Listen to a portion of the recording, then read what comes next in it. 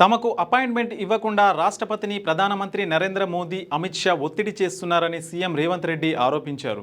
విద్య, ఉద్యోగాలు, స్థానిక సంస్థల ఎన్నికల్లో బీసీలకు 42% రిజర్వేషన్లు ఇవ్వాలని డిమాండ్ చేస్తున్నాం. అందుకు ఎమ్మెల్యేలు, ఎంపీలందరూ ఢిల్లీకి వచ్చాం.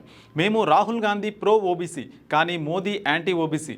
రిజర్వేషన్లు ఇప్పుడు ఒప్పుకోకపోతే మోడీని ఓడించి రాహుల్ను పీఎం చేసి సాధించుకుంటామని తెలిపారు. ఖచ్చితంగా రాష్ట్రపతిని మేము అపాయింట్మెంట్ అడిగి చాలా రోజులైంది. ఇప్పటి వరకు రాష్ట్రపతి గారు మాకు అపాయింట్మెంట్ ఇవ్వలేదు. ఇది శోచనీయము. మేము ఎదురు చూస్తున్నాం. రేపటిలోగా రాష్ట్రపతి గారు మాకు అపాయింట్మెంట్ ఇచ్చి మా సమస్యను విని పరిష్కరిస్తారని మేము ఆశిస్తున్నాము. ఒకవేళ రాష్ట్రపతి గారు మాకు అపాయింట్మెంట్ ఇవ్వలేదంటే ప్రధానమంత్రి గారు ఒత్తిడి ఉన్నది రాష్ట్రపతి గారి మీద అని మేము భావించవలసి వస్తుంది. నిన్న మొన్న అమిత్ షా గారు నరేంద్ర మోడీ గారు రాష్ట్రపతిని కలిసిండ్రు.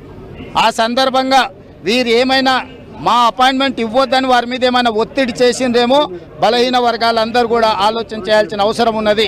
ఏదేమైనా క్షేత్రస్థాయి నుంచి పార్లమెంట్ వరకు రిజర్వేషన్లు సాధించే వరకు మా పోరాటాన్ని ఆపము. ఖచ్చితంగా మోడీ గారి బీజేపీ మెడలు వంచి